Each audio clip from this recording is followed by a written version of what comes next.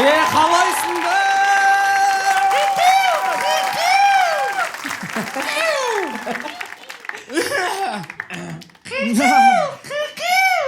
Төртеуміз өмір шығамыз да, сендер ерте шығып қоясыңдар ғой. Рус мен үшін ұзақ шығады ғой. Мен алдына қарай жібереді, мен ұзақ түсемін да лестницадан. Рустан ұялып түсіп келе жатам, мынау мен үшін кеш шығатын болды деп. Екеуің фук-фук шығасыңдар, үлкен пауза, мен шығып келе жатам бейт. Рус артыма бейт тақалып келе жатады. Бош қабақ деп. Естіп қойдың ма не? Қабақ деген бағана айтқан. Бізде қабақ деген сөз жоқ Ақтөбеде. Қалай айтасыңдар сендер? Қабақ. Бізде Ақтөбеде қабақ деген сөз жоқ, біз сразу ЖК дейміз. Жүрегі Туар. ЖК туралы шуткаң ауыр. Ауыр, енді дәуан ауыр болды. Фат. Мен оны адамдар өзі түсінбасын деп сөйтіп айтқан. Фат шейминг қой. Аңсаған. Фат шейминг. Жоқ, мен негізі ЖК-ға... Таза шейминг. Немнеминг? Мен ЖК-ға ешқандай андай наразылығым, жаулығым деген сөз жоқ қой. Сондай қасарыстығым. Қасарыстығым дейтін сөз жоқ сияқты. Қасарыстық деген бар, бірақ ол басқа сөз. Короче, ондай ешқандай жоқ, просто по-доброму андай бүйтіп әзілдеймін. По-доброму жамандайсың ба сонда? По-доброму. Күшті ғой, ол әзілдерді көтере алады ғой бәрін. Көтере алады екен деп пихать етуге болмайтын шығар олайынан. Онда көңілі бар адам. Жоқ, әзілдерді көтере алады ғой. Көтере алмаймын мен. Далаға шық. Резко қозғалмашы. Ойбой. 1200-дің футболкасы келді деу керек еді. Жігіттер. Енді қараңдаршы, енді қазір шүкірсіңдер ғой, бәріміз де шүкірміз байды. Елдің алдында жүрміз, туда-суда жүрміз, шоуды істеп жатырмыз, ақша түсіп жатыр. Енді мына жерде мындай сұрақ келеді. Ақшаны қалай бүйтіп не істеп жүрсіңдер? Финансовый грамотностьтарын қалай сендер? 0, оңды салды шашып жүріп. Жинай алмаймыз, жинасақ таусылқап жатыр. Бойдақ. Бойдақты қой. Таза бойдақтың әңгімесі ғой. Жинап жүрім ал. Тез адам миленді өзгерт жіберсен ше. Оңды солды. Бірақ бір оңды солды дейін десем де дым ондай кайфтарым жоқ екен ше.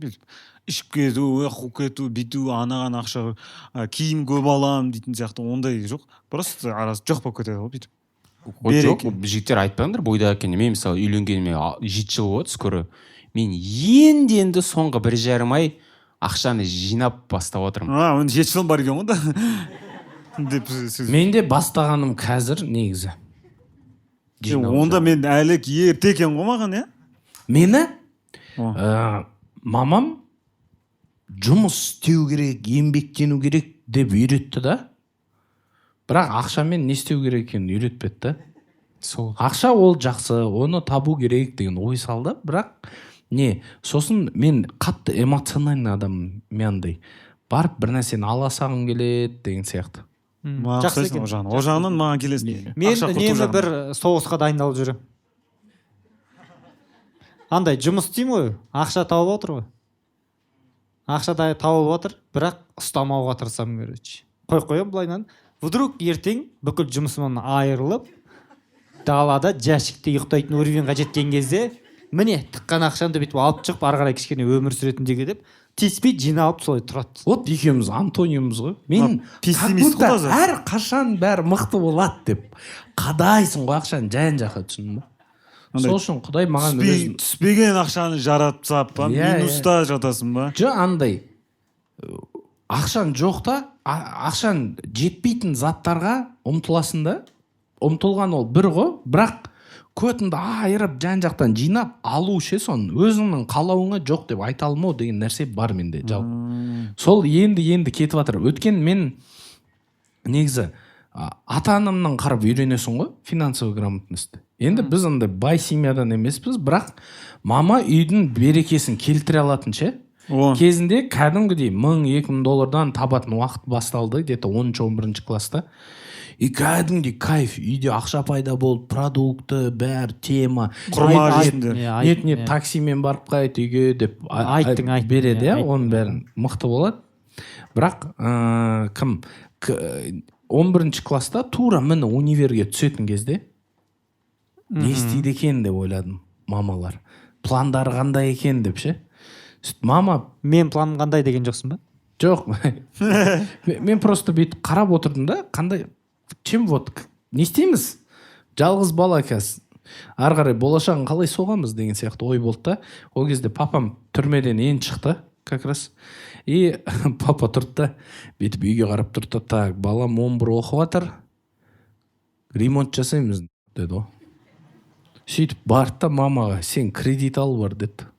Сөйтіп мама үлкен кредит алды да, и папа ремонт жасаймын деп шешті. И үйді нифигово ремонттап қойды. Сөйтіп мен Таргуда оқыдым, Таразда. Андай нәрсені күттім да, мен просто ше мамалар көмектесіп жібереді, мен Алматыға универге түсемін деп ойладым. Бірақ негізі соның қайырлысы бар ғой. Сол Таразда қалып қатты тырысып Алматыға барғым келді да, и сол үшін жұмыс істеп, вайн түсіріп сөйтіп кеттім. 18 жасымда. Сондай возможность, короче. Зато сен үйдегілер возможность қалдырмады да сенде. Осы ғана вариант бар. Өмір сүр ал деп. Үйің күшті ремонтталған бірақ ше. Жоқ, ол одай емес ше әңгіме. Мен андай кейбір кезде ел не айтады деп көп нәрсе істейтін сияқтымыз. Вот финансовый грамотностьқа біздің ұят болады деген нәрсе қатты влияниясы бар сияқты ше. Анда мысалға той жасайсың ғой. Тойды көп ақша жаратып жасайды, өткенде ел не айтады, бір той жасай алмады ма деп айтады деген сияқты ше. Финансовый грамотность бізде бар, негізі біз ақша жинай аламыз, бірақ андай ел не айтады деген қатты басқан кезде соның астында сынып кететін сияқты бар ғой. Финансовый грамотность бар дегенде ол бірінші столдан кейін білесің ба, конверттерді жыртып ресторанға төлеп жататын кез ба? Ресторан сол кезде төлейді ғой. Қай жерінде финансовый грамотность соны бүйтіп жыртып отырып сразу мынау 10 мың беріпті ғой деп андай, о мынау 50 мың беріпті андай. Сол жерде ма? Тағдыр сол жерде шешіліп ата ма? Туыстардың андай сыйлау рейтингісі болады, сол жерде мынау 10 рейтинг, мынау 20 рейтинг. Сразу андай қызыл списокқа салып атасың. Блин, Нұргүл кім, Марат қалай? Біз алдында мен үйлендім ғой сол кезде, той жасаған кезде. Соны айт. Той жасадық. Одан кейін мен жұмыс істеп бір 3 айдай ақша жинап, содан кейін кредитсіз той жасадық. Ой, тамаша. Той жасадық. Бұл жетістік, бұл не? Кредитсіз жасадық рассрочкаға. Сөйтіп конверттер жиналды, бірақ ол конверттер тойдың ортасына ешкім ашқан жоқ. Үйге алып келдік. И бір күннен кейін кәдімгі мероприятие ғой, бәрі бүйтіп үйдегілер жинап отырды да, қойып қойдық та, ақырын конверттерді ашып бастадым мен. И бүйтіп міне 10 мың, міне 20 мың деп қойып отырмын. И бір 10 мың теңге шықты ішінен. Қарем ғой, андай өтірік 10 мың теңге ғой. Ё-моё. Осындай бола ма не мына? Прекен біліп қойдым ба? Мен конвертімді аштым ба не сонда? Деп жазып қойған. Қызылмен байышы. Қызылмен. И біз андай, мынау скорее всего өтірік, байқамай салынып кеткен 10 мың теңге деп өзіміз болжамдадық. Өтірік 10 мың теңге салып жүрген ғой. Ақтап алдыңдар ғой ол кісіні. Өздерің үшін ше, случайно кетіп қалды деп ше. Жоқ, енді мен оған звондамаймын ғой, сенің арада ол берген 10 мың теңге фейк екен деп звондамаймын. Мен звондайтын едім еркек ше. Да? Родной, жағдайың жоқ болса, жағдайым жоқ деп айтып жіберсе, родной, ақша үшін араласып отырған жоқпыз ғой. Мен онда қатсақ номерін берейін, айт. Звондайықшы досым қазір. Мен уже звондап сұрайықшы, неге үйттің деп. Сендер бәлесіңдер бәле ма? Бізге шоу керек! Нағашылармен араласпай керек деп. Түрін көрдің ба жаңа? Давай, звонда. Бізге таксишін деп отырған жаңа. Звонда мен ғой салып жіберген, алайын. Сөйлесейін. Мен жаңа, бітті ма сен? Мен анау тойда, мен нағыз далбамын ғой, короче. Осы жерін кесіп алайық. Шоу бітті. Менде былай болады. Мен как раз Жека Сдоунер бәрінен шығам. Менде ақша жоқ, жағдай жоқ, қиналып қалам ақша жағынан. Өткен жарататын жерлер көп, табатын ақшам азырақ, сондай бір момент болып қалады. Жағдайым жаман деп айтпай қой. Бұрынғыдай өмір сүре алмай қалдым деп айт. Нет, кәдімгідей. Жағдай жаман деген сен жәшікте ұйықтап жүресің ғой. Вот жағдай жаман. Бұрынғыдай өмір сүре алмай қалдым, это когда сен уже 50 мың теңге бұрынғыдай тамақ іше алмайсың. 50 мың теңге обедің 50 мың теңге емес уже деген секілді. Мен жағдайым жақсы, шүкір, прибедняться етіп атқан жоқпын, бірақ сол моментте кәдімгідей ақша түспей қалды. Вот айына 0 теңге түседі. Пыққан тиындарын жаратып жүрмін. Сондай новый проекттер жасап тырысып жатырмын. Не істеймін деген андай. Бір кризис среднего возраста 26-да келді ғой маған примерно, түсіндің ба? мен өйткені 19 жасымда уже бірінші ресторан ашылды, 21 жасымда 100 ресторан болды, сөйтіп 25-ке келгенде мен проекттен шығам, и 26-да 0, прикинь. О, қайттан И сен бастап. тұрасың ба, қап, енді не істеймін деп отырып қаласың ғой. Иә. Шоктасың сен кішкене. Сондай моментте әйелімді кездестіремін да. Именно сондай моментте ше. А ол білмейді ғой ондай болып жатқанын. Сыр білдірмейсің ғой оған бүйтіп. Үйленеміз уайымдама деп қойсың. Өзің кішкене твою мать, не істейміз. И ана тез той жасау керек болып отыр. Бізде былай болады. Ол универге шетелде оқиды. И егер қазір үйленбесек, болды 1 жылдан кейін үйленеміз да. Ол универді бітірген соң. Маған қазір сентябрьға шейін үйленіп үлгеру керек та. Сол кезде мен онымен бірге шетелге барып, оның универін бітіріп, сөйтіп уже семья болып кетеміз. А мен уайымдаймын, ол шетелге кетеді, мен қалам, отношение бычыт болып кетемін ма деп. Осындай момент болып тұрғанда істеу керек деймін ғой, короче. Істеу керек еді әрекет. Сделай дедім, короче. Сөйтіп июльда біз неке қиямыз, болды. Енді қыз ұзату болады августта, сентябрьде той жасалады дейді. Июльдің 28-і, 8 сентябрь деген датаны тәтті шайда былай қойып атсың ғой. Болды.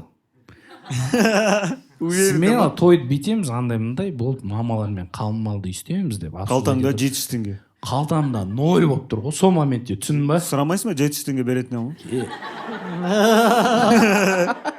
Сөйтіп мен бір айда, 1,5 айда датаво жұмыс істеп тастадым. Сөйтіп тойдың кішкене частын ақшасын таптым. Шетелге Тамадан төледім десе. Ол маған айтты да, мен саған, да, выйду замуж, бірақ сен обязательно менімен бірге шетелге барасың да, мен универді бітірем. Мен универді сен үшін тастамаймын деді. Мен тұрдым да, молодец, дұрыс, мен де барамын дедім.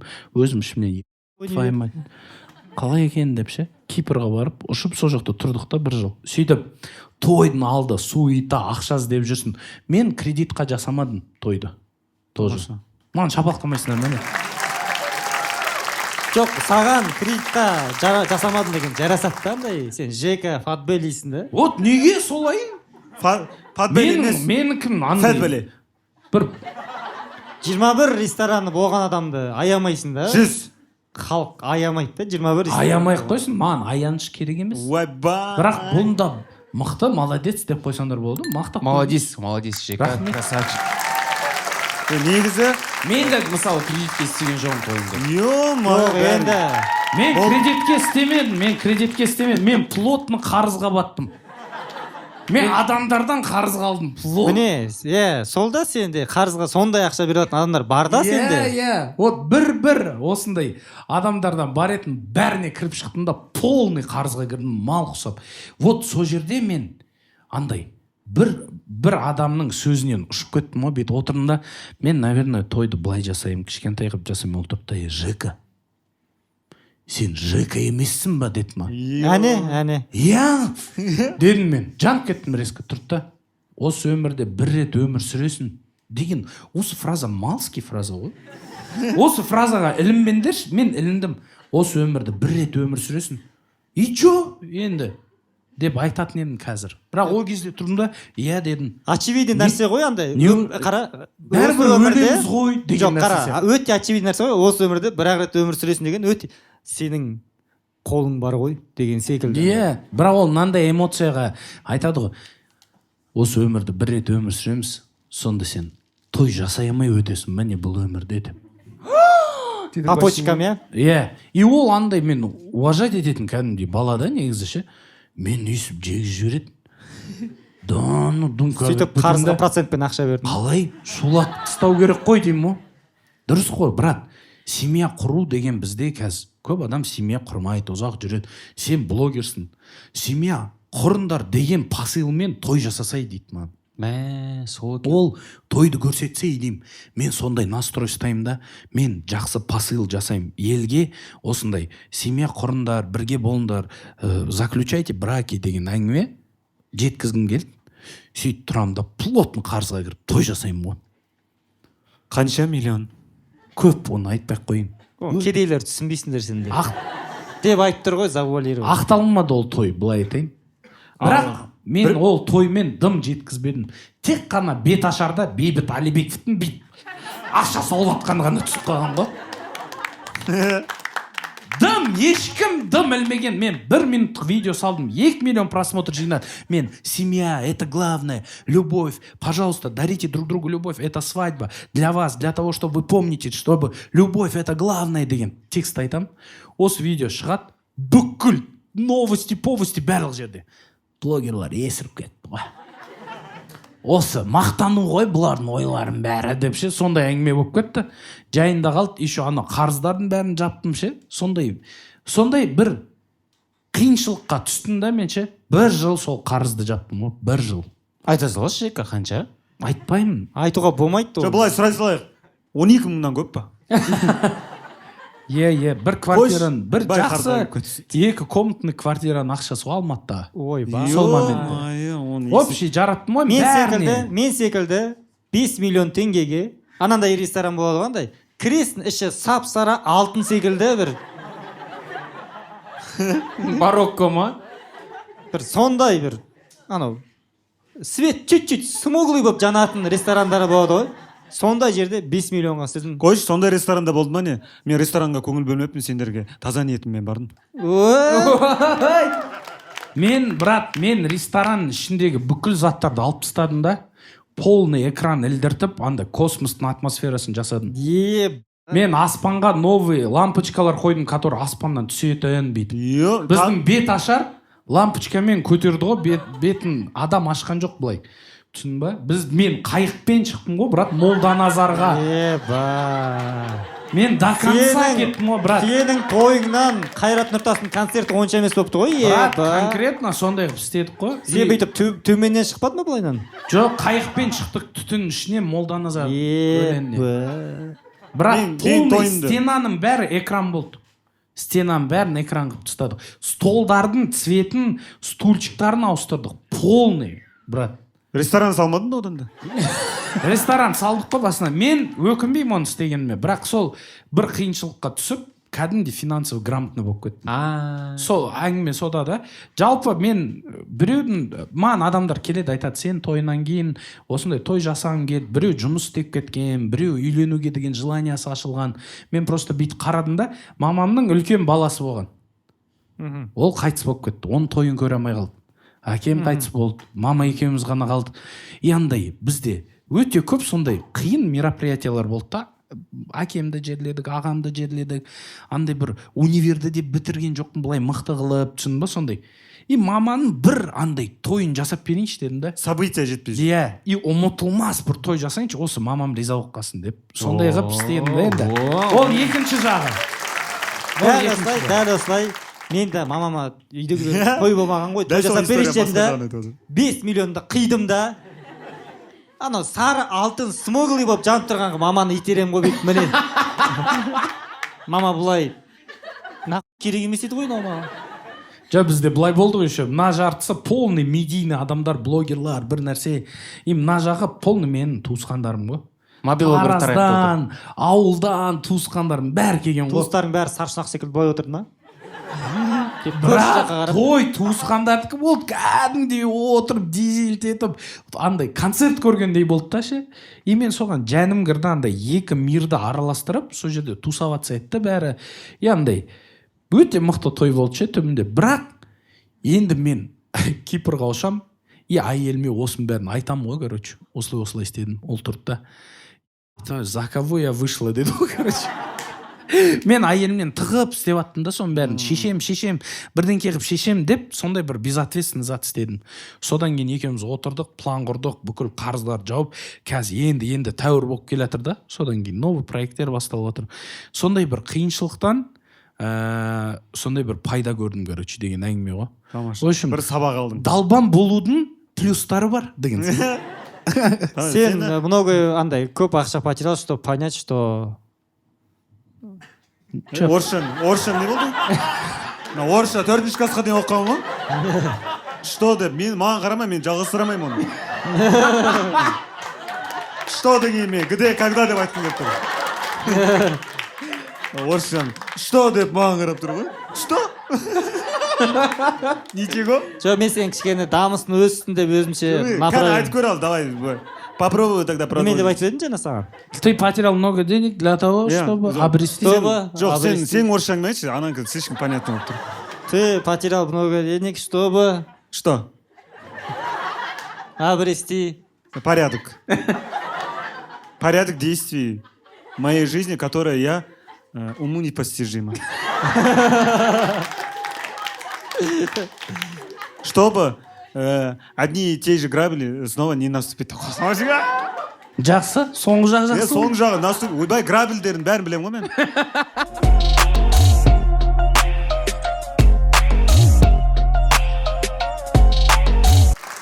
Финансовый. Сен, значит, негізі әйелің көмектесті ғой дальше уже план Ой, құрып. әйелім мен кәдімгідей андай ер болуыма көмектесті ғой енді кішкентай ерке етім ғой мен үйленген кезде ше мен соны түсіндім. Сосын есін қазір жинап алдым ғой короче. Сіздікі рус қандай болды сіздің тойыңыз? Сіз де вертолетпен түскен шығарсыз жалпы? Жоқ, бұл кісі үлкен бір андай лайнерде істеген шығар.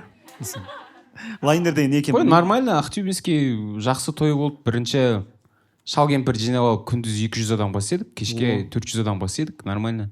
Мен вообще там кредитті алған жоғым, мен вообще ештеңе де істеген жоғым, по идее. Сен ақшаны емес қой. Ақша да шығар. Күшті бойында Мен білмеймін тойдың қанша тұратынын. Мен вообще әке-шеше сіздерге той керек па? Олар да айтқан жоқ. Бізге той керек, өзіміз істейміз деді. Біз келіншегімізбен келіп Алматыда біз Қонақ болып кеттік десе. Иә, Алматыда біз сериал түсіріпаттық сол кезде. Сериалды түсіріп болдық та, келдік та, тұрып тост тыңдап, чик-чик деп қайтып кеттік просто. Йо, Так что? прикольно, прикольно. Вот сондай ата-ана хочу тоже. Хочешь? Барып сіздерге үй бола тұрайын. Үйлеріңізге бала бол. Мен де андай ғой. Мен той жасаған кезде аңсағандарды ыңғи басы осы Алматыдағы араласып жүрген дос балалардың барлығын шақырғам ғой.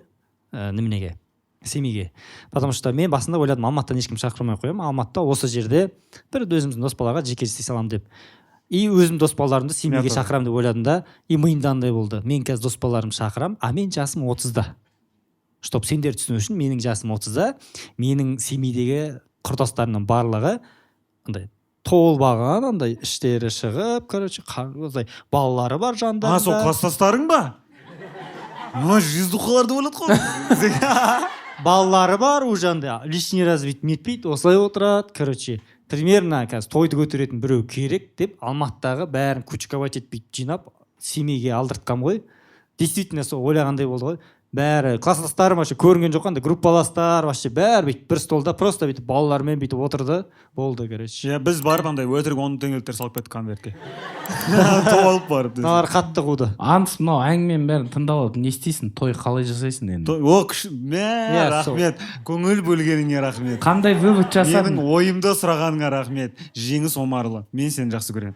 Омарұлы дегенше. Омаров. Атамды әке қылып жіберген ғой. Жеңіс Омаров. Омар. Жеңіс Омар.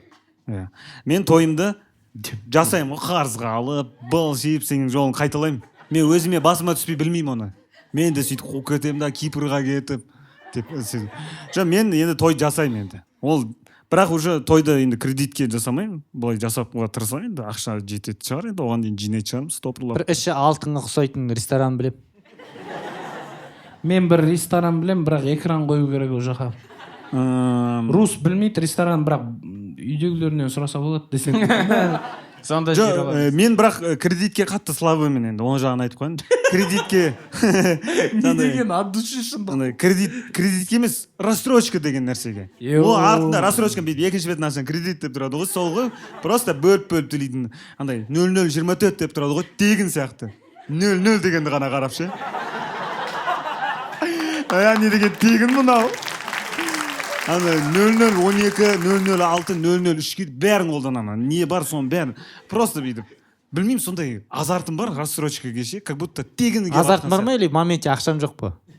Ақшам болса да мен 0024-ке Ол аламын. ақшаның жоқтығынан емес, айтшы. Андай мен де андай үйленген соң ақшаның бәрін андай қатты есептеп бөліп жаратасың андай. И өзіңе келгенде қатты батяны түсіндім ғой. Ең конченый кәмпиттерді батя жейтін, ең соңғы зат соған алатын неге екенін түсіндім ғой. Бүйтіп отырасың да әйелім бүйтіп тани аласың ау, қоя бер деп. Мен сосын бірінші анау сұрақ шешу керек, потом анау. Бірақ анау рассрочка деген бәле бар да.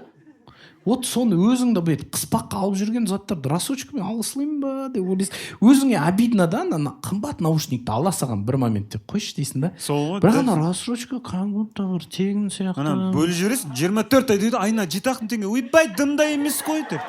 Сөйтіп анасы 3 теңге, ойбай, дымда емес қой деп. Бір қарасаң 500 төлеп шок болып отырасың ба? 500 емес, 290 сондай. Бұныкі сондай. Мен бір рет андай сөйтіп заттар алам ғой. Алам, ананы алам, мынаны алам. Бір қарасам 290 мың төлеп жатырмын да. 290 мыңға мен ана затты ала саламын негізі. И сол календарь платежей дегенді ашам ғой. 24 дейтін алдымыздағы 2 жыл екен ғой. Шындық деген нәрсе қоямын. Ана ашамда не бәле мен қашанна ямыға кіріп кеткем, йоқ дегедік дем, анау еще ана айлар топ тұрады ғой, төлейтін таусылмайды еще ана 292, 248, бір қарасаң қайттан 300 болып тұр. Бля, жындыма ана айларда не істегем мен деп. Сөйтіп ана тұспай бір күні 43 мың, 12 мыңға түскен кезде қайттан 80 мың, 90 мың, не болып кетті деп. Мен соны уайымдатады, недавно соны ойлағам. Ана бізде кәдімгідей неге болып кеткен қандай, традиция болып кеткен ғой уже. Жұма ғой скоро, вот сол кезде ананы аламыз дегендей ше. Прикинь, любой просто бір 700 теңгелік затты қалтамда бір 300 мың болса да 3 ай бөліп төлеймін хотя бы деп ше. Ана үйде Ана бәрі сондайсыңдар ма не сендер? Билетті рассрочка алған шығарсыңдар сендер? рэппен ұрған сияқтысыңдар ғой. Анау нені? Йо, рэп деген де бәле деп. Ол вообще. Менің мамамда анандай. Мен қазір уже ондай ауыр, мен қатты ауырмаймын. Егер шамам жетпей жатса, енді рассрочка алу керек болады. Егер шамам келіп тұрса, былай ала беремін да. Менің мамамда сол дүние әлі күнге дейін бойында бар. Андай ғой. Рассрочка алады, барлық нәрсені, бірақ ақша сен мені жақтыртпай отырсың ба, Жек? Сен мені жақтыртпай отырсың ба? Неге теріс қарап отырсың? Не қылды? Ой, мына не қылды? Мен керек қылып қапсың ғой сен. Сен неге сен былай қарадың, типа ойына кедейдің әңгімесі болды ғой деп, типа сен мені сары рестораннан дегеннен кейін уже менсінбей қалған секілдісің уже. Тілеген ол сенің самооценкаң өзің. Мен қанша Йо, айтамын? Психологқа бар деп. Жоқ, неге сен басынды былай сені қойып өте сыйлаймын ішкі дүниең үшін. Сенің тойың қайықта болған, неважно, сен мені шақырғанда жоқсың ба? Ода ештеңе. Мен айтайыншы бір зат. Сен мені нақ бой кешек. Жоқ, дұрыс. Эмоцияны шығар. Love story-ға шы, love story түсіруге шы, мені шақырдың бар ғой. Келіп, таң атпай 8-де келіп, кешке қайтып сен love story-ңда түстім. Ең соңында қарасам даже ішінде мен ілінбеппін, бейшара. Даже мен сол love story ішінде мен түрім ілінбепті, бір кішкентай бір кадрда бір өтіп баратыр екен болды. Мені бар ғой, сенің love story-ңді түсіру үшін келіншегімші киіндіріп, шашымды қайырып, сен айттың, американская будет, типа колледж деп, колледж қылып жіберді. Американский школда сен Қытайдың түрімен не істейсің онда? Америкада әртүрлі ғой. Келіп, Джеки Чан киносына түсуге барған ғой. Келіп, бәрі түсіп кетіп бар ғой, тойға ең соңында мен Слава Никифоров пен Чинаны шақырып мені ол $100 бар ғой. Рус ар жаққа барып сөйлесейік. Оны ортаға шығарма. Қажет жоқ оны. Жека, толып тұрған телевизорынан біреуін шығармадың ба, хотя бы бір рет болсын түрін? Қаншама телевизор, зачем? Брат, есімде жоқ ол жерде қалай не болған. Love Story-ді түсірген Рамзат деген режиссер. Ол біреуге кінә жабу өте күшті. Конечно. И қонақ жағынан әлі күнге шейін достарымды кездестіремін, который тойыңа шақырмапсың ғой дегенше. Миың ашып қалады ол жерде. Ойбай, брат, ойнап айтамын, мен бұл тек ішіндегі эмоциям ғой шығарып. Атак тойға шақыру деген вообще өте. Рус молодец, ана басына чатта, потом задний ұстай салады. Нормально, бәрі нормально. Все нормально, катакласс, не волнуйся. Андай ма, как будто сені көміп тастайды да, и сыртынан просто бүйтіп. Нормально. Бірақ сен әлі көміліп жатсың. Жоқ, сен көміп тастайды да, басың ғана шығып тұр ғой. Все нормально, кончено, нормально, все, не волнуйся.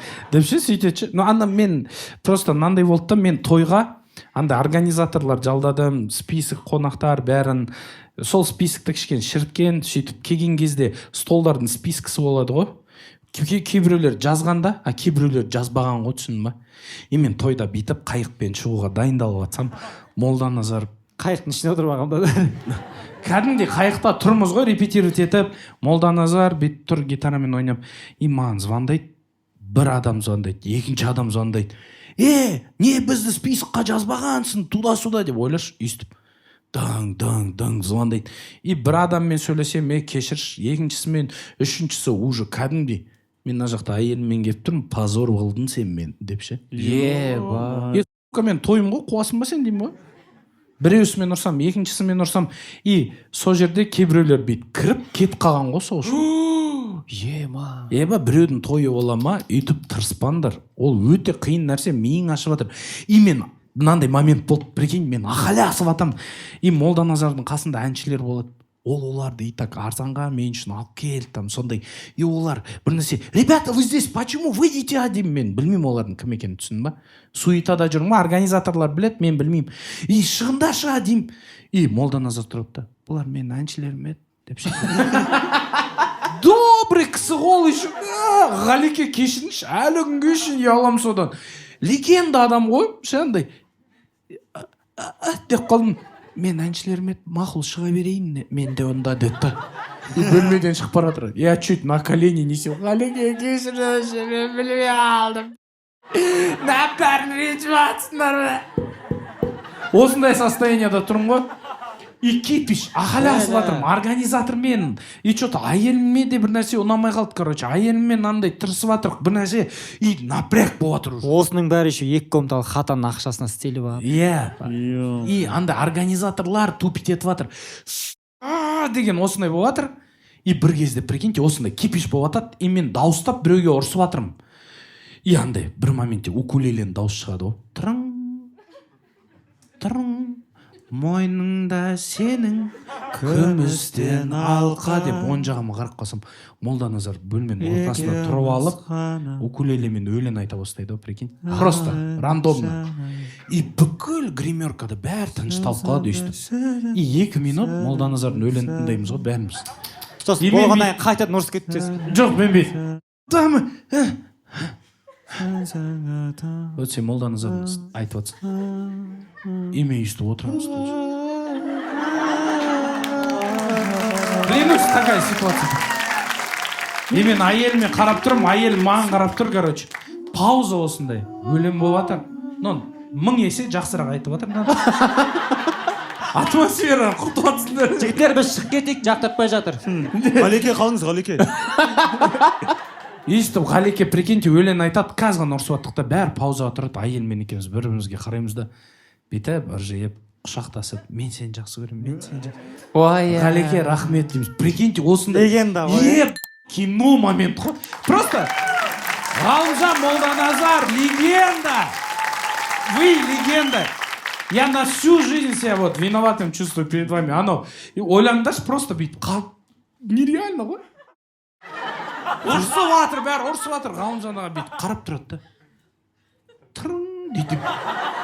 Бәрі тоқтап қалды, прикинь. Бәрі көтін қысып, официанттарға шейін бүйтіп отырып қалған ғой бәрі. Босап, и содан кейін нормально болып шығып кеттік, прикинь. Хорошо жүрді. Бәрі жақсы болады, деді да шығып кетті. Ғалымжан, сен люблю деп шанда еріп кеткенсің ғой. Сөйтіп әйелімен құшақтасып тойға шығып кеттік. Негізінде анандай келісіп алу керек. Мысалға отбасы құратын ұл қыздар болатын болса келісіп алу керек. Біз әйелімізбен бірден келістік. Үйде отырдық қой. Ұзату болады скоро. Екеуміз қандай жағдай болмасын, не болмасын, сен маған ренжімейсің, мен саған ренжімеймін, қырылмаймыз, короче деп қол қойдыңдар. Екеуміз келістік, қол алыстық. Ұзатуда, үйленуде сол 2 күн, маңызды 2 күн ғой. Маңызды 2 күнде вообще қырылмаймыз деп келісіп алдық, короче.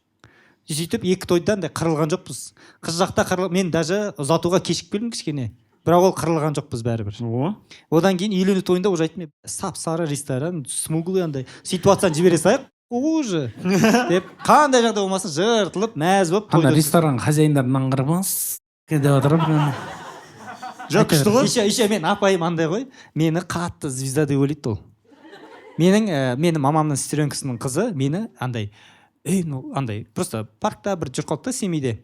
Отбасымен келіп кәдімгі 1-2 адам фотоға түсіп, кәдімгі біз сізді көреміз, деді да, ананы соны жұт қойды ана апайым звезда деп ойлайды ғой мені. и бүйтіп ресторанға барайық, жолда кетіп бара жатырмын ғой, машина бүйтіп кетіп бара жатырмын, қазір барып сөйлесем сенің түріңді көреді да біраз скидка алып аламыз дейді ғой. Сөйтіп кірдік, уже мен андай қолымда ақшамен бүйтіп андай арендасын төлейсің ғой, алғашқы жартысын бересің ба бірдеңе. Бардық, сонымен отырмын, өстіп нарада өстіп отыр, яна апайым отыр, маған қарайды, апайдың түріне қарайды, вдруг танып қойған шығар, может уже деген секілді түрмен қарап отыр да. Тілеген, онда міне ақшасын бересің ба? Ақшасын. Вот. Міне біздің стендапер. Жұлдыз, танымал жігіт, деп андай скидкаға әкеле алмай отыр ғой. Соны тұрады да, танисыз ба дейді. Ана кісі тұрады да, жоқ, танымаймын дейді. Үлкен кісі ғой, андай 45-те сондай да уже. Жоқ, танымаймын. Ақшанды бер дейді да. Полный оплата жасап шықтық. Апайым кішкене разочарование болғанда секілді даже анарада. Апайың шыққан кезде, сен бағана фотоға түскендер кімдер сонда? Сен жалдап қойған адамдар ма ба? Че-то басқа ресторанға барады. Өте неровный популярность болады, ондай медийность болады ғой. Солай болады ғой өзі. Онда мен андай ресторан бастығы танитын ресторанды сөйтіп іздеуім керек ма мен сонда? Бүйтіп барасына түрінді көрсесің былайынан. Танып тұрсыз ба мені? Самое главное, әйелің екеуіңе ұнайтын той жасаңдар. Ілінбеңдер ешқандай әңгімеге отырып, ата-анаға ұнайтын бөлек заттарды істейсің, бірақ дизайн сондай жақтан әйел адам қатты кайф ұстайтын мысалға. Мен әйеліме қатты до конца ұнамады мысалға тойдағы заттар. Сол үшін мен болашақта... Қалай ұнамайды саған, айналаң полный телевизор? Өткен мен әйелім потеря болып жүріп білетсің былайынан? Ұнамайды деп айтамын. Ол вообще нахреннан бәрін істедім дейді ол, понимаешь? Ол менің бір андай внутренний заттарым ғой, түсініп отырсың ба? Мен о моментте тұрдым да, жан, қалай істейміз, не знаю деді. Мен өзім шеше берем, онда дедім. Деді ол, түсін ба? Енді бірінші рет замуж выходит. Я первый раз женюсь, опыт жоқ, істедік, потом отырық та. Мынаны бүйттік деп мен отырмын, ол да. Мен вообще мынандай тойды не хотела деп сөйтіп отырдық. Сосын андай бір түс сияқты болып қалады ғой, түсін ба? И әйелінен обязательно сұрандай, дизайн қандай хочет. Мен мысалға кейін там бала болған кезде құдай қаласа әйелім айтады, через меня деп түсін ба андай. Вообще далада жасағысы келген оказывается. Мен вообще не істегім келеді деп, мысалы мен екі балам бар. Мен вообще келіншегіме қайттан предложение жасап, қайттан бір әдемі той жасағым келеді. Міне. Біз соны тоже сөйлескенбіз. Уже қайық бар. Қайық, бәрін істеп, бір чисто өзіне ұнайтын, бізге ұнайтын, өзіміз кайф ұстап жүрген той істегім келеді. Себебі біздің ұзату да, Ақтөбедегі олдың тойы да стресс болды біздер үшін. Жесткий стресс, и біз айқайластық еще. Тойдың ортасына дейді. Попроще, что деп маған айтып отыр, попроще, что мен бүйтіп тұрмын дейді. Бір тос болып атқан бүйтіп. Бір мужиктер шықты да, ал күйеу бала, если что, Ақтөбе мына тұрған жер. Если что, дейді, не режетіп қойма, Ақтөбе мына тұрған жер, анау-мынау деп тост айтып отыр, мен анда бүйтіп стакан ұстап деп тұрмын да андай. Келіншегім, попроще себе. Вообще Атыраудың той, мен стендапында маленький отрывок бар, негізі ол вообще үлкен бір болған вообще божия комедия ол. Үлкен божия коробка. Божия коробка. Коровка. Просто дауысы құсайтын сөзді айта салдым ба? Жоқ, просто басымда тұрды да. Дұрыс, ішінде тұрса шығарма. Өте ақ көңіл адам, ойына не келеді айта салады. Өте терең әңгіме айтып отқан. Божия комедия. Өте терең әңгіме, божия коробка. Божия коробка. Бүйтіп баратқан кезде мен айтқанмын ғой, типа тумаларыма, біз шалқарский қазақтармыз, мыналар ондайды көрмеген, қазір барып нағыз қазақылықты көрсетеміз, кіріп барайық, анау мынау деп бүйтіп высокомерно ұзатуға келген кезде. Соның бәрін Қытайдың түрімен айттың ба? Қытайдың түрімен? Тілеген бар ғой, мына жаққа қарай күшті андай атака жасап отыр. Молодец. Толық Беспай. Маған атака өтіп жүрмей әйтеуір. Жүз Беспайын бердің ғой да. Сөйтіп сіздер андай шалқардың адамдары мен ойладым, типа біздің туматуыз, біздің әулет вообще басқа жерге қыз алып келуге баруда мастер. Біздер вообще бүткіл нені білеміз, біздер деген нағыз қазақтарымыз деп барып жесткий позор болдық қой. Жесткий позор. Еще андай бір тамадада мындай бір Атыраудың бүйтіп қалған тамадасы ғой, андай тиісіп тұрғанша бірдеңе алып шықсын келінді деді. Келінді алып шығады, бірдеңе ана беріңдер, жеңгелерге бірдеме ақша кәнекей беріңдер дейді. Атырау мен Ақтөбе, хотя біз батыс болсақ та, той несі салтанаттар әртүрлі екен кәдімгі. Вообще даже дайындалмай барған ғой. Оказывается, нелеріне жеңгелеріне нормально ақша ұстату керек екен. Алып шыққан нормально ақша ұстату керек. Беріңдер дейді. Біздер бүйтіп қарап тұрады да. Нал жоқ дейсің ғой. Жоқ. Бүйтеді да, бір жүзден тұрады да. Каждына 2000 теңгеден береді да. Қайттан бүйтіп тұр ғой. Вообще түсінбей тұр. Тамада қарайды. Ей, отыды бірдеңе да керіңдер, 2000-ды мыналарға қай бетіңмен бердіңдер деген прикол ұстайды. Тап сонда өлеңмен. Рус терлеп жатыр ғой мына әңгіме. Мен уже терлеп жатырмын, жемпірді апысты екен. Бейт бәріміз тишинада қарап тұрмыз. Үндемей тұрады да. Бірдеме да құт екен, айналайын, Ақтөбеден келген құдаларың жұмот екен дейді. Жұмот құдаларды шығарып салайық, жұмот құдаларды мақтап деп. Содан басталды той деген. Еба, еще бірдеңе да, оказывается, еще мындай той болып отқан кезде күйеу бала мен қасындағы жігіт жолдас тоже ақша лақтырып отыру керек екен. Атырауский салттар бойынша нормально ақшамен шығу керек та, бәріне таратып отыру керек. Қалтамызда дым жоқ, бүйтіп отырмыз. Еще каждый бір зат шыққан кезде. О, бірдеңе да күйеу бала, бірдеңе да күйеу жігіт. Мыналарға сонда не 5000 теңге жоқ па не деген сияқты. Менің жеңгелерім шығады. Менің жеңгелерім бүйтіп дайындалып шыққан ғой. Біз қазір шығамыз да, бір өлең оқып жібереміз да, ән айтамыз да, бәрін жарып тастаймыз деп шыққан ғой. Екеуі шығып, қып-қызыл болып, өлеңдерін айтып, бірдеңе бітіріп жатса, айналайын Атырау, мына жұмыттарға ақша қанша тұрып көрсетіңдерші деген сияқты айтады. Бәрі жұрт мә деп. Екі жеңге бүйтіп, ақшалар ұстап бүйтіп. Что за парад унижения болып той, еба. Прям парад мен кәдімгі ана жерде бүйтіп жатырмын кәдімгідей.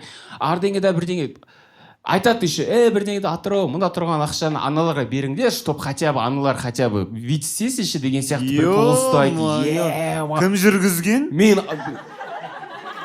бүйтіп ойлап тұрмын ғой, тойдан шығып кетіп жүгіріп барып, бір миллиондай бір зет алып келем ба, әлде жүре тойдан шығып кетейін ба деген ойлар келіп отыр ғой. Бейт, сонда эгом деген өлтіріп баратыр. Еба тамадан ұсталып, твою мать, где еще деньги нужны нам? Айналайын. Заранее айтып қойшы, айналайын тамада, көтінді айырмай тұрғанда деп тұрып жүр.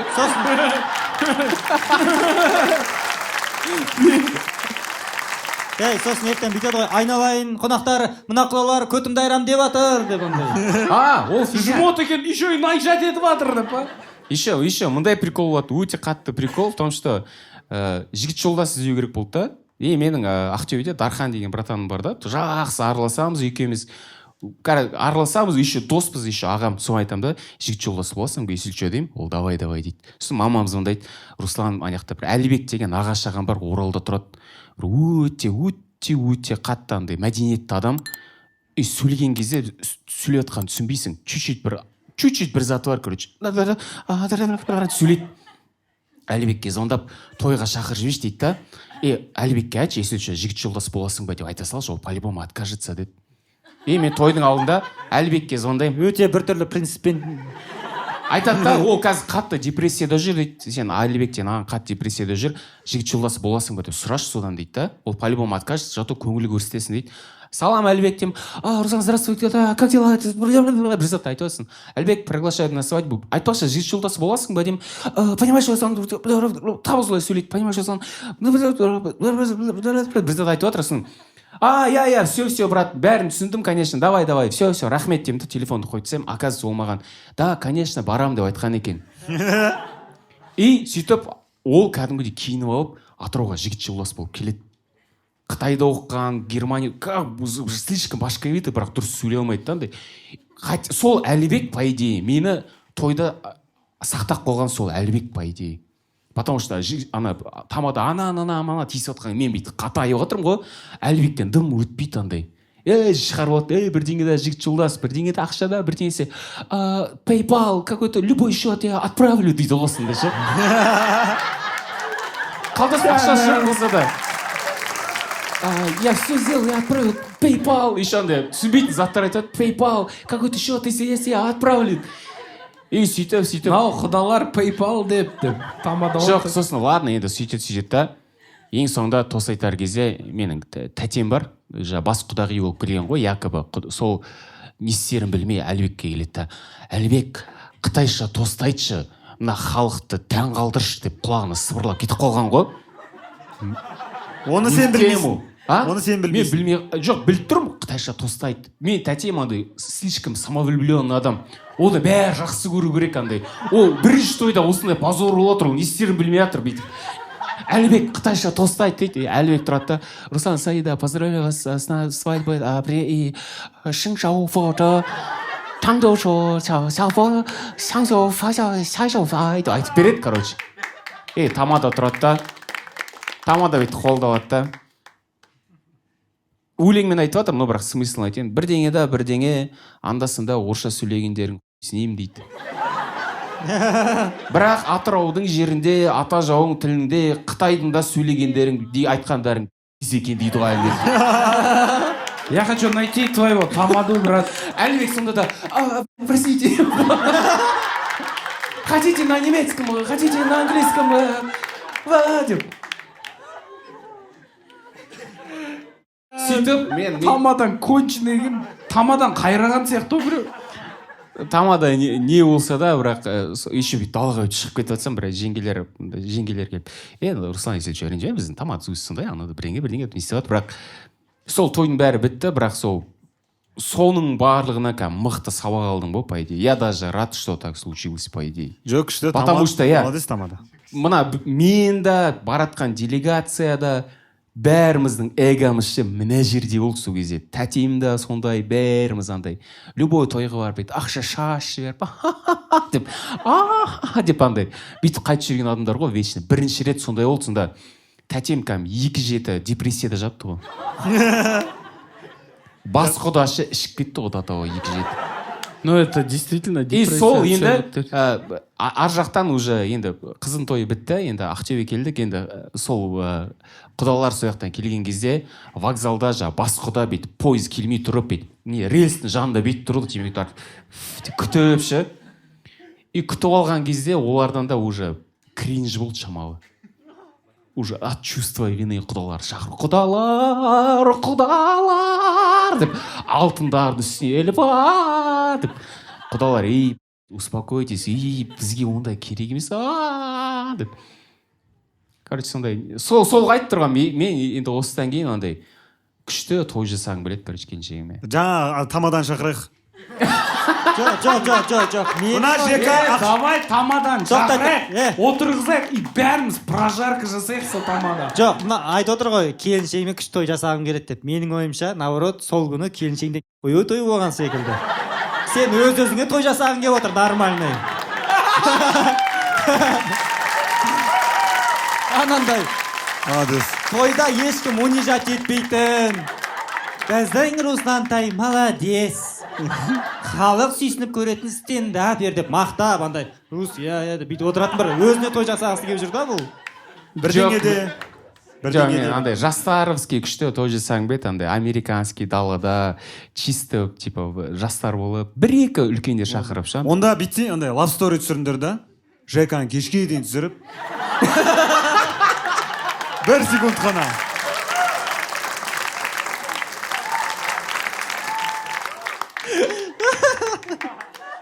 Ну, как тебе такое? Брат, прости, пожалуйста. Прощаю, мен сені полностью түсінемін, Мой ұстаз по стендапу, прости меня. Мен сені даже шақырмағаныңа бір жағына қуандым. Өйтіп, о жақтан да сабақ шығармай-ақ қойшы. Ашын кешіре салшы. Бұл ана тамаданы кешірген сенікі фигня ғой онда. Күшті. Жоқ, ол тамада, значит, күшті, мықты тамада болып тұр ғой. Мен тойым жақсы болды. 2 апта депрессия өтетіндей, а? Рустың тойы испытания ғой досым, ана жерде мен өліп қалатын едім ана жақта. Иә. Рус ана жерде бүйтіп тұрған кезде ана қасына Молданазар келіп, алдыңда сен қаншама жерде. Ол да көмектеспейді. Рус былай бұрыл, қойшы. Ай, күшті. Ай-ой. Ол да Руслан енді... Мына жмоттар Молданазарға өлең айтқызып қойыпты деп ол тамада оны айтатын еді. Күшті, мен осындай той жасағым келмейтін еді. Қандай той жасамау керектігін біліп алдым? мен қандай той жасау вообще үшеуінікіне де ұқсамаса ғой менің тойым. Басқа той жасау керек болып тұр. іші Үлгі сары. алатын тойға бару керек чата. Іші сары. Іші сары, қайық, бәрін қосып бір той жасап жіберсең ше. Ана Анау жаңағы тамаданы тамада тартып- жігіт жолда ше. Басқа жерге албасаң. Ужас. мен анау инстаграмда былай уже просмотр жинап сондай кездерде Таразға келем. Тойға бармағалы біраз болды, бір 2 жылдай блогпен айналысып жүрмін, уже танып қалған ғой адамдар. И сол Таразға барам, мен ойымдадым жоқ. Мен негізі былай осындай сахна бәрін жақсы көрем, бірақ тойда менде травма. Мен жек көрем тойда конкурсқа шығып бірдеңке істеуге ше. Мен үшін ол өте қиын.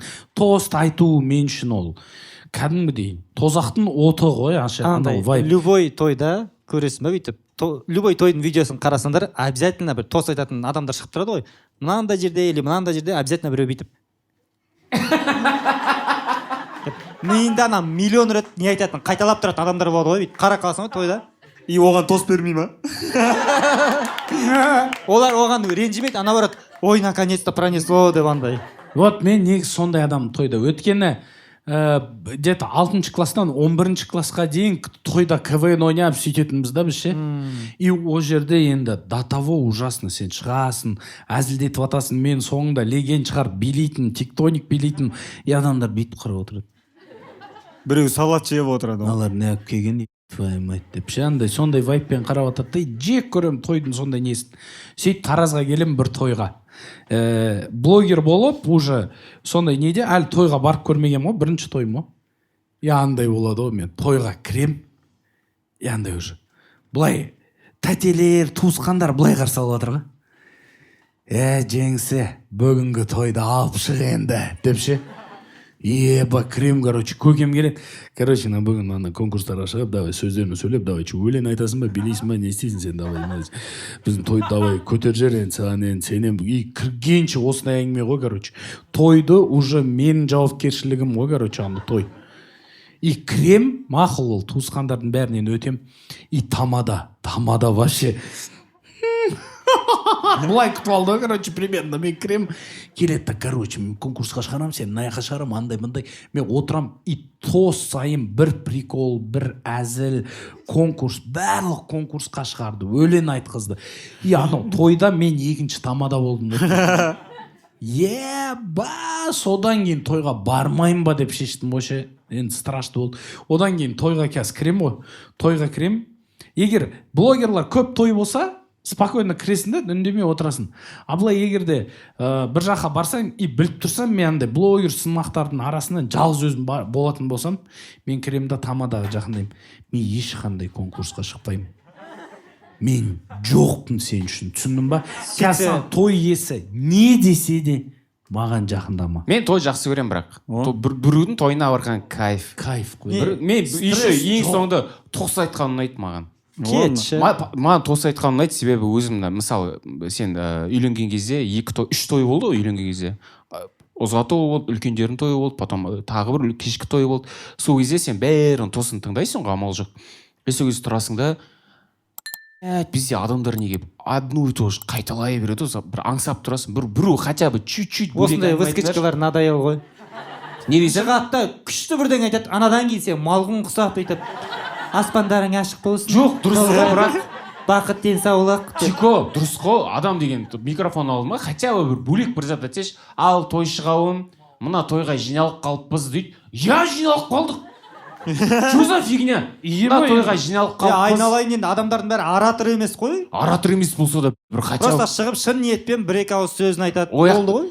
Өлді бірдеңе, ал 2 жас бақытты болсын, бас 2 болмай, мал 4 болмайды дейді. Ал аға, апа, балдарың бақытты болсын, 2 жаққа да бірдей болыңдар. Ал аға, апа, той шығауым, тойға жиналып қалыппыз. Ал жастар бақытты болсын, басы 2 болмайды, мал 4 болмайды дейді. 2 жаққа бірдей болыңдар. Болды. Сосын андай болады, мен енді бұны кішкентай кезден білемін. Өзім бұны шомылдырғам. Руслан балам. Өсіп қалды. Сосын оған береді, и бір апа өлең айтады. ана мындай апайлар болса аға ана баяғыда сүймеді содан ана апа микрофонға айтамыз микрофонға содан ана күестеріне сосын мына жақтан ұзақ тұрғаннан кейін сағыныш не зафиг айтады ғой өлеңші сосын мына жақтан тамада шығады да ал енді қадірмен ағайын уақыт алланікі уақыт аз қысқа айтамыз осымен тоқтай салайық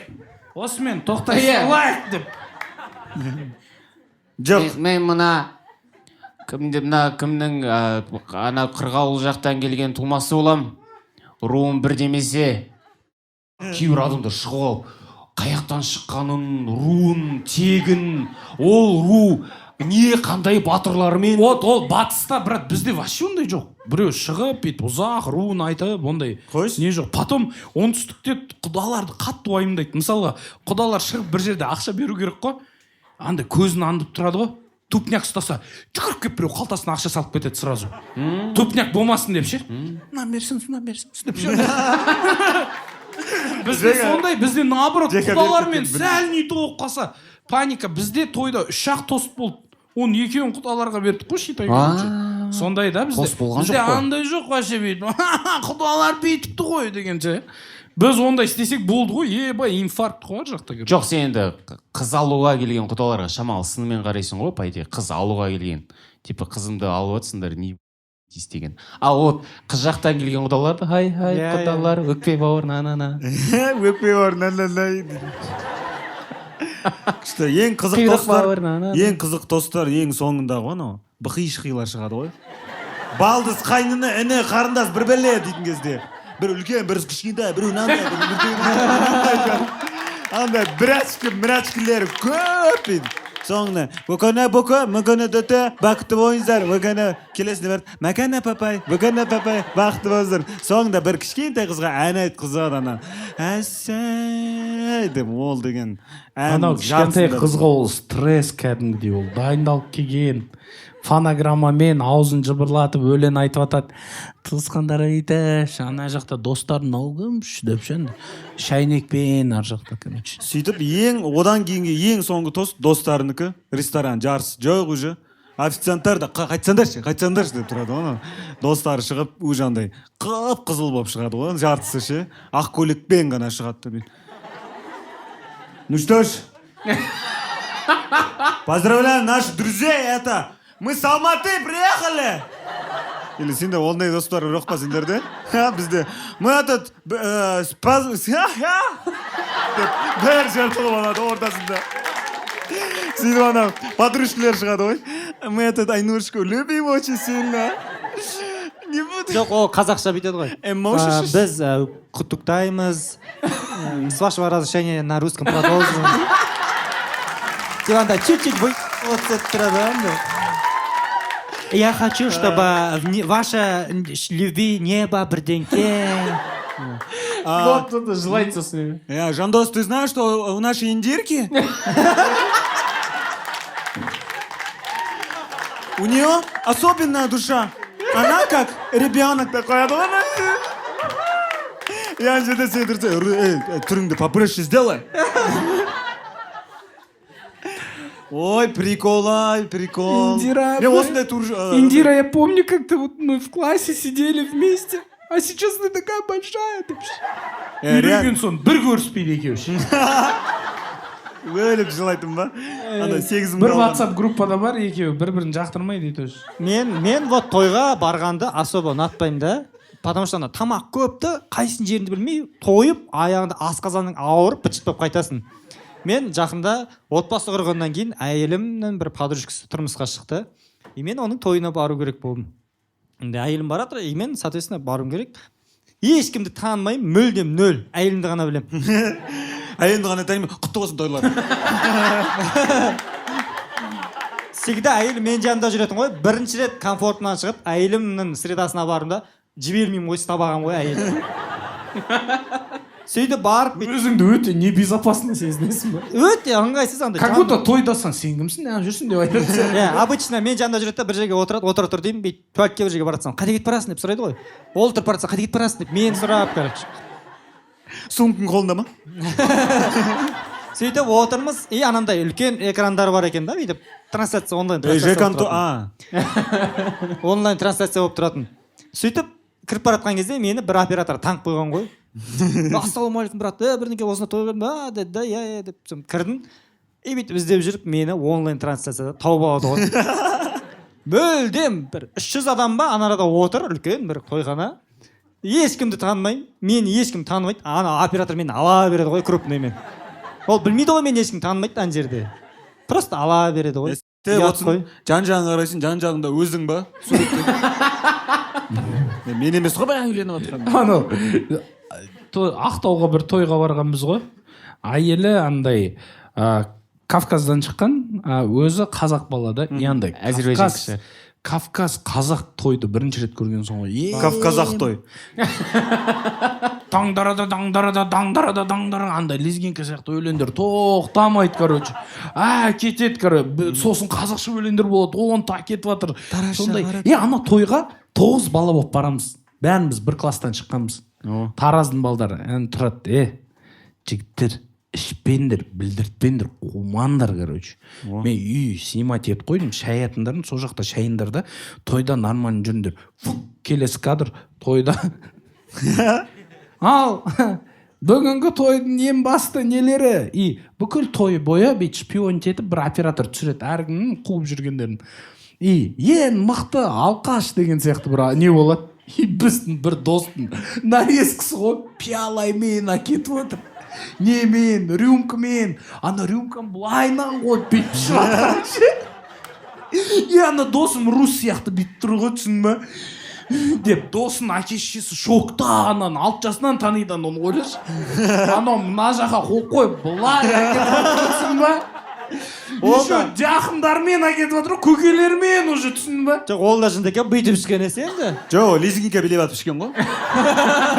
Әкеткен ғой, түсін ба? Прям позор болған, еще соңында тост айтпа десе, ол да бан, дара, дарханчик. Білдірткісі келмейтінше. Эту кофту точно не здесь. Город Ақтау. Сондай вайппен сөйлеп отыр ғой, родной, туған күнмен деп ше. Уже әке-шешесі микрофонды алғысы келіп отыр ше. Достар, андай өзі сондай кішкене кринж жасайтын достарым бар ғой. Мен дос балам Асхат. Тойда өмірі кринж бір ситуацияларға тап болатын адам ғой. Өйтіп тұрда, тойда достарым бәрі тілек айтып отыр, бәрі жақсы кетіп отыр. Құда менен әйелім Атыраудікі, құдалар Атырау жақтан ғой. Шығады да бүйтіп, мен негізі Ақтауды қатты жақсы көрем. Үстіп бастайды ғой. Ақтау деген өте жақсы қала. Мен осылай мынандай жерде тұрмын, олар мына сөйлеп отыр ғой. Атырау деймін. Естімейді мені. Ақтау деген мен барған бір рет өте жақсы, андай кайф қала, прям адамдары да сондай жақсы, прям күшті. Атырау. Просто рандомда бір қаланы айтып отыр ма? Просто Ақтауды ұрып отыр. Жоқ, рандомды емес, еще Ақтау мен Атырау, как будто андай Ақтауды мақтаған сияқты болып отыр ғой. Ұрып отыр да, бір кезде бір отырады да, Атырау деп айғайлайды. И анау миына жетеді да, Атыраудан құдаларды есіне түсе ма или Атырау тоже нормально. Рахмет дейді ғой. Ужас. Мынадан кейін басқа планетаға ұшып кеттің ғой примерно. Кешіріңіз, мен Юпитерға апарып тастайыншы. Юпитер бос емес, ол жақта ана Атыраудағы тамада отыр. Күшті. Молда, Русеге андай жастарымызға бір той жасаңыз, сол той. Ребята, что-то со светом подожди. Кішкене Сарғайда мен ресторандағыда атмосфера беріп отыр. Просто сол погружение атмосфераға. Сен уақытың келген сияқты. Андай букастыға кіріп кететін сияқты. Ойыннан шықтың дейтін ба? Тесік емес па? Негізі андай Юпитер бос емес, Юпитерде Алибек PayPalмен ақша саламай жатыр деп. қытайша тост айтып жатыр деп. қарындасыңды ұзатқан қиын екен, оказывается. мен өкіріп жыладым. Жоқ, мен андай бәрін қатты шауып жүрдім да, жұмыс істеп, даже тойға чуть кешігіп келдім. Потому что жаңағы қазандарды пока тапсырып, баняға түсіп келем дегенше 1 сағат өтіп кеткен. Той келдім, той уже соңында аяқталып отыр. Папа, мама тұр, братишкам тұр. Мен шығамын, папа мен мама сөйлейді. Той үлкен, той тоже бәрі қарап тұр. Ал той шығауым, қалайсыздар, ағаларым, апаларым, құдалар, папамның достары, менің папа мамаларым бәріңе үлкен рахмет. Ал Моншақ деймін. Кім? Моншақ деймін, сестренкам аты ғой. Моншақ деймін да.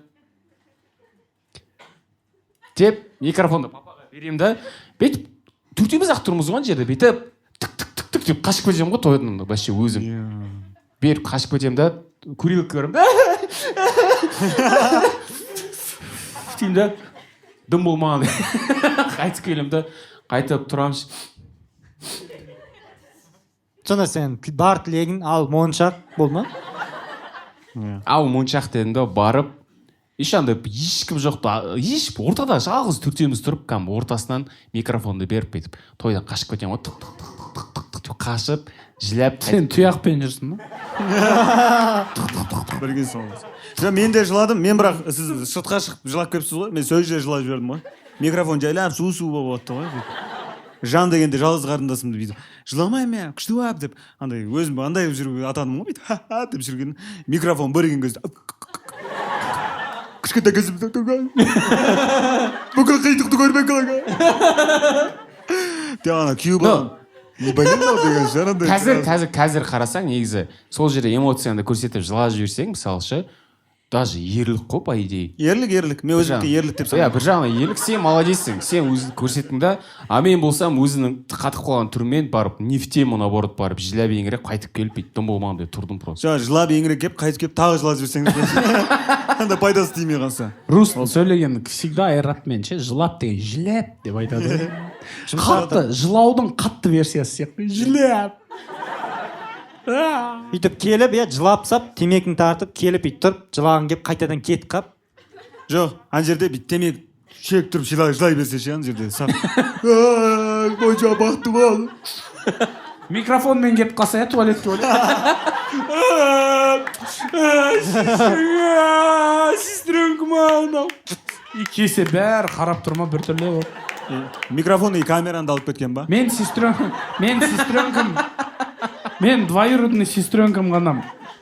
Двоюродный сестренкаларым бар, родной сестренкаларым жоқ қой. Енді двоюродный сестренкам сөйтіп ұзатуға настроймен келетқым ғой.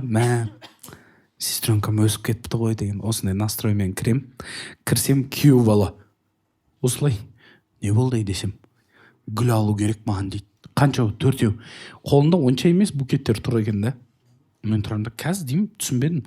Барып шешем, мынандай букеттер алып келем, короче. Андай өзің осындай букеттер алып келем, короче. Анау келеді да 4 букетті лақтырады да, мен 4 букетімді алады да кіреді. Мен білмеймін ғой ештеңке, предысториясын білмеймін. Кіріп баратырмын, и оң жаққа қарай, той үстінде отыр, оң жаққа қарай бірінші этажға кіреді. И сестренкам барып, жаным шейін деп кіріп қалсам, сестренкам өмір бақи андай ғой, мен сестренкам, привет, вообще мінезін көрмегенмін ше өмірімде. И бүйтіп бұрылып қалсам, мен айттым саған керек емес дейді ғой, сестренкам, прикинь, бүйтіп қарап шокпын ғой мен. Сөйтсе, бірақ нәрсе айтқан ғой күйеу балаға. Ол да потеря ғой, суета, басқа қалада, вообще Тараздан емес. Нормально гүл алып кел деген. Мал гүл алып келген ғой, ұнамай қалған сестренкам.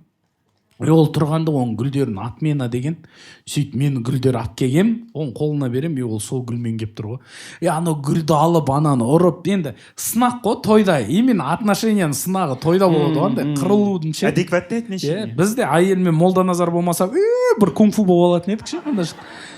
Анан қараймын да бетіп, папал болдың ғой сен, біздің әулеттің мінезі деп қарап тұрсың ғой ше. Мейлен, уже күйеу балаға жақтасып атсың да кішкене шандай жәнің ашып анан қырып не істейміз деп ше. И до конца анан қырады ғой ше. Неге бүйтесің а? И біз 4 ағасымыз ғой. 4-еуміз де үлкенбіз ғой, бізден кіші. 4-еуміз мысық болып қарап тұрғанан.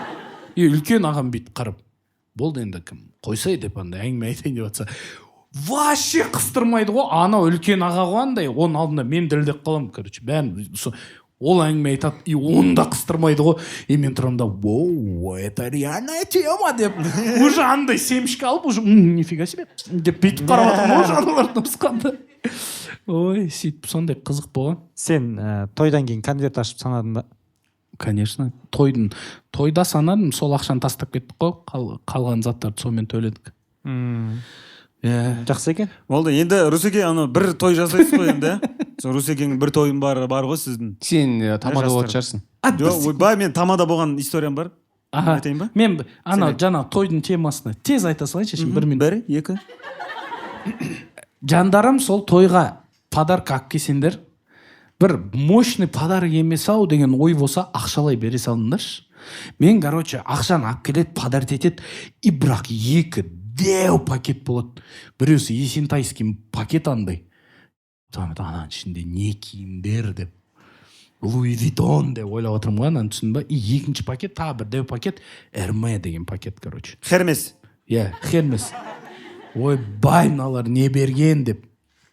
В общем, соны неге шейін сақтаймыз ғой, тойдан кейін отельге барамыз ғой. Сақтаймыз, короче, бүкіл ақшаны санаймыз, ақшаны алдық, нені төледік, сөйтіп келеміз да. Unpacking дейміз. Сол кездегі қыран талап бек қойған ау, Есентайдың пакетін бергенше. Қыран жағдайы міні ғой. Ана пакет қыран жағдайына кеп тұр размері. Қыран жында не берді деп ойлап отырмын ба? Фук ашам. Бір пакет, фук ол пакетті, фук ашам. И анан бейт шығарам да, тарелка берген ғой. Бір штук өте крутой тарелка берген ғой. Өте Не істейсің қымбат. сен ол тарелканы?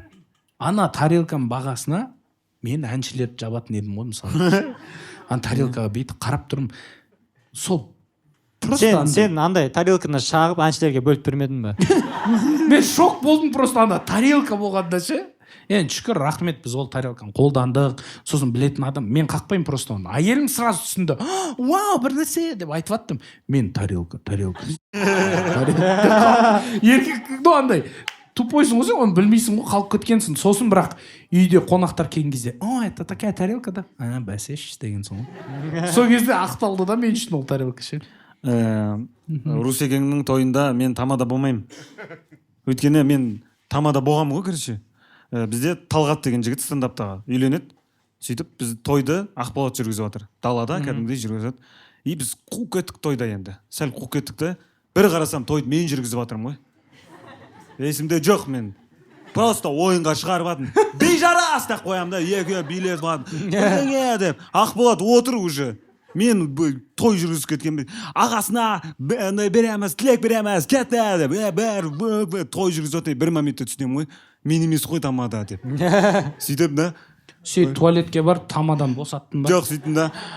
Давайте бір кішкене ән айта тұрайық, би билей тұрайық дедім да. Микрофон бердім да. Жоқ, ежімді аңсаған. Бір ұйықтап алды, есін жиып алды дедім да, барып. Машина 2 сағат ұйықтап алдым. 2 сағаттан тұрдым да, дальше той жалғастырып кеттік. Сондай. Сен вообще тамада емессің, барып тойды жүргізіп кеткенсің ба? Енді маған микрофонды беріп кетті, уақытсыз отыр деп. Ол кісі бір жерге шығып келемін деді, бір 5 минут жүргізе тұр деген ғой. 1,5 сағат той жүргіздім ғой кәдімгі. Ол енді қызық болды енді бірақ. О тойда қандай күшті болып жүргенімді сол тойдағылар ғана біледі. Или мені жалдаңыздар 12 миллионға. Жоқ, негізі ондай тойда от кездерде біраз позор болғанбыз енді ол. Енді есейгенше уақыт болып қалды. сен кәдімгідей отырсың ғой.